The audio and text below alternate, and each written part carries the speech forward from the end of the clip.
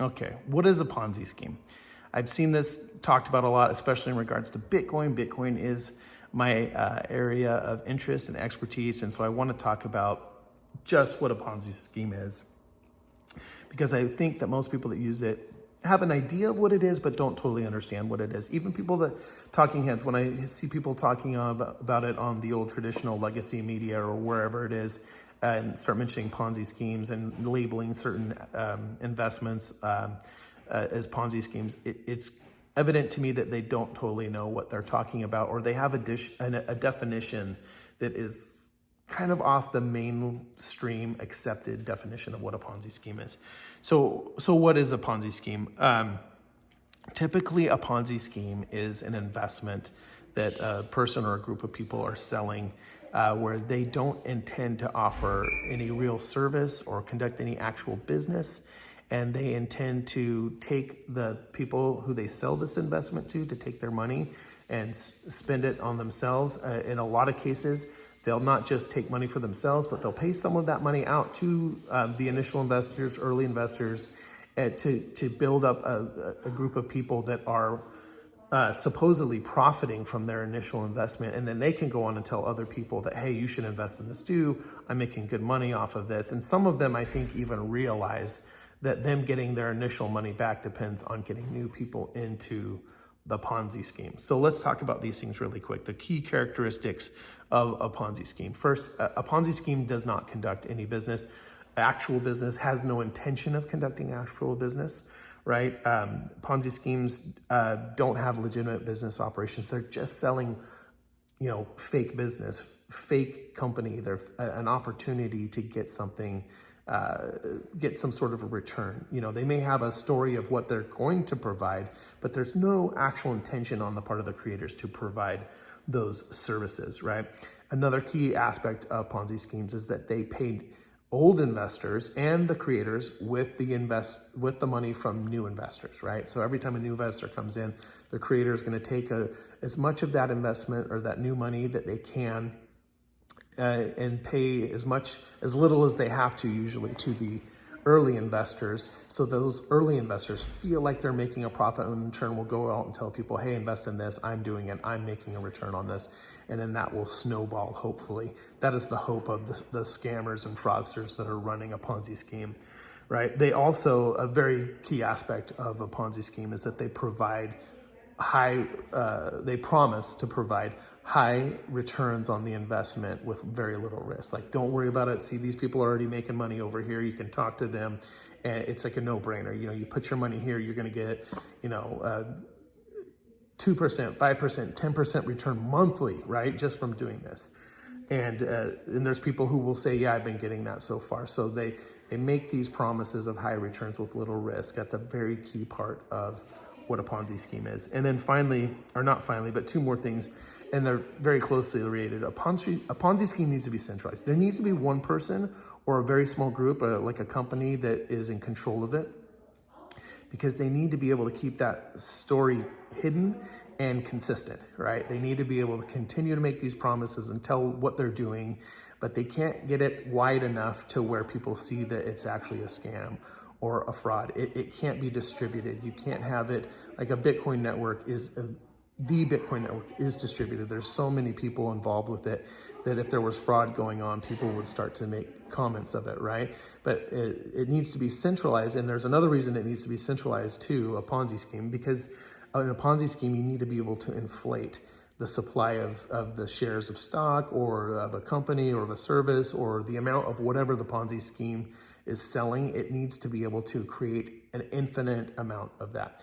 And really, it doesn't even need to keep record of it. It just needs to be able to continue to offer this to people in return for real money that they can in turn use to, the creators can profit from, and they can pay previous investors with this money to create that story and fuel that story that they are getting a return on thing. And they need to be able to inflate and do this endlessly, because if they can't continue to bring new investors in, the Ponzi scheme is going to collapse, right? And Ponzi schemes at some point always collapse because they can't get enough new investors in to pay everybody else that's already invested, make it look like they are actually making money off of this investment when in reality it's a Ponzi scheme, right?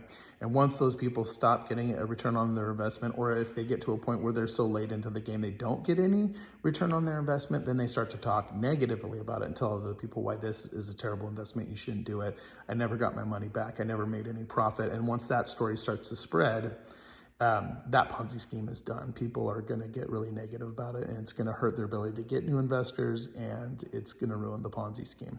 So that really is what a Ponzi scheme is, right? In recap, it's an investment that's being sold that's really a scam or a fraud, that there's no intention to conduct any actual real business, to provide a real product, to provide a real service, right? The intention is to collect money by selling an idea, and then that money in return is paid to the creators. They take part of it, and then they pay the earlier investors, right? They pay old investors and creators with the money from new investors, and they do that to make a profit for themselves and to perpetuate the story that that earlier investors have made a profit and a return on this investment, so that they can continue to sell it to more and more new investors, continue to make more money, and keep that snowball going and get it going and keep it rolling, right?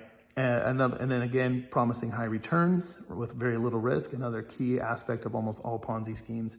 Also, it needs to be centralized. It needs to be controlled by one person or a very small group of people to keep the fraud, the evidence of the fraud from getting spread widely, and also so that it can do the last aspect of a Ponzi scheme, is where you can inflate the amount of the Ponzi scheme being sold infinitely. Because otherwise, if you don't keep that going, if you can't inflate it and sell it to more and more new investors, you won't have money to pay the creators, it won't be worth their time to keep running the scam, and you can't pay earlier investors so they can go out and tell people they're making money and perpetuate the scam and get more and more new investors in. So that's what Ponzi scheme is.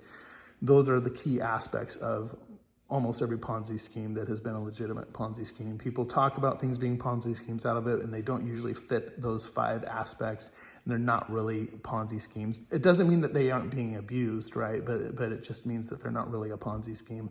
And some very legitimate things too can be used as Ponzi schemes, like selling stocks in a company. But if that company has no intention of conducting real business, just trying to collect money to pay the creators and earlier investors, then it's operating as a Ponzi scheme. Even though the majority of companies that sell stock have an intention to do business, are conducting business, attempting to conduct business and provide a product or service, right? But there are some out there that operate as Ponzi schemes and are abusing that system, right? And that stocks are not the only place, right? Fiat currencies, many people will call it a Ponzi scheme. Fiat currencies aren't really a Ponzi scheme. There are abuses that go on with fiat currencies, meaning dollars, yen, euros, pounds, yuan. The central banks and governments that control those currencies do abuse them. They do steal value from the people and how they operate those. They do reward themselves and people close to the government with funds that they create out of thin air at the cost of the value of everybody else who holds that currency. So those are abused in somewhat similar ways, but it's different, significantly different. They're not Ponzi schemes. There are just systems that people have figured out how to abuse, and they do. They're incentivized to abuse it. They get rewards for doing so, and so they will continue to do things like that, but it doesn't make it a Ponzi scheme. Remember, a Ponzi scheme needs to have those 5 aspects that there's really no intention to conduct business. You're paying old investors with new investor money. You're promising high returns with low risk. You're totally centralized, and you're doing that so you can do all these things, keep it a secret, and that last aspect, you're able to inflate it or create as many of that is just out of thin air, so you can continue to sell it and get money from new people who are being scammed and frauded. Call them investors, but that's not really what's happening. So there you go. That's what a Ponzi scheme is.